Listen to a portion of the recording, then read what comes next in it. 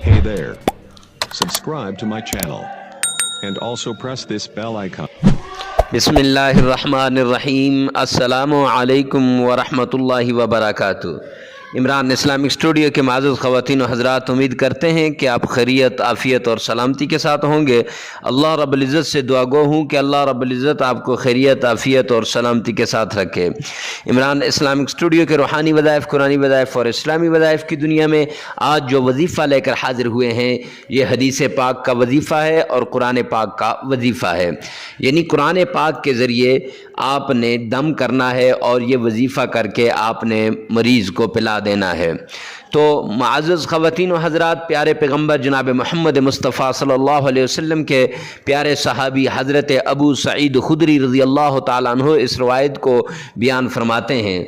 वो फरमाते हैं कि आक़ाए कायनात के साथ हम एक मरतबा सफ़र पे थे, एक जगह पर पहुँचे, वहाँ पर हम रात गुजारी। तो वहाँ पर हमने उस इलाके वालों से खाना मांगा तो उन्होंने खाना नहीं दिया। तो अब अल्लाह रब्बुल इज़्ज़त का करना कुछ यूँ हुआ कि वहाँ पर उनके सरदार को सांप ने डंस दिया। अब सांप की जहर उसके जिस्म के अंदर सरायत कर गई। तो उन्होंने बड़ा कुछ किया लेकिन उसका अफाका ना हुआ। तो उन्होंने कहा चलो इस कबीले वालों, इस काफ़िले वालों से पूछते हैं कि इनके यहाँ कोई इस सांप के इलाज का कोई दम है या नहीं। तो अब वो गए तो उन्होंने कहा हाँ बिल्कुल है। क्यों? नबी पाक सल्लल्लाहु अलैहि वसल्लम की हदीस पाक मौजूद थी कि कुरान पाक सारे का सारा शिफा है और सूरह फातिहा को अगर 7 बार पढ़ के इंसान दम करेगा तो इससे भी हर बीमारी की शिफा होगी। तो अब जिस वक़्त उसको लाया गया तो दम किया सहाबी रसूल ने, तो 7 मरतबा सूरह फातिहा पढ़ने से उसके जिस्म से जहर ऐसे निकल गया जैसा कि पहले था ही नहीं।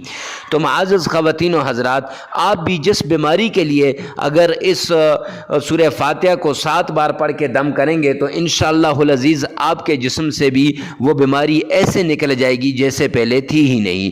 वह कोई भी बीमारी हो, लाइलाज बीमारी हो, जहर वाली बीमारी हो, किसी चीज़ ने डंस दिया हो, कोई मूज़ी जानवर आपको डंग मार गया हो, तो आपने अव्वल आखिर 3-3 बार दुरूद पाक पढ़ना है और दरमियान में 7 बार सूरह फातिहा को पढ़ना है और फिर पढ़ के पानी पे दम करके मरीज़ को पिला भी लें और फिर उसको उसके ऊपर भी दम कर लें। ऐसे ही उम्दा वज़ाइफ़ के लिए, रूहानी वज़ाइफ़ और कुरानी वज़ाइफ़ के लिए हमारे साथ जुड़े रहिए। मिलते हैं नेक्स्ट वीडियो में, तब तक के लिए अल्लाह हाफ़िज़।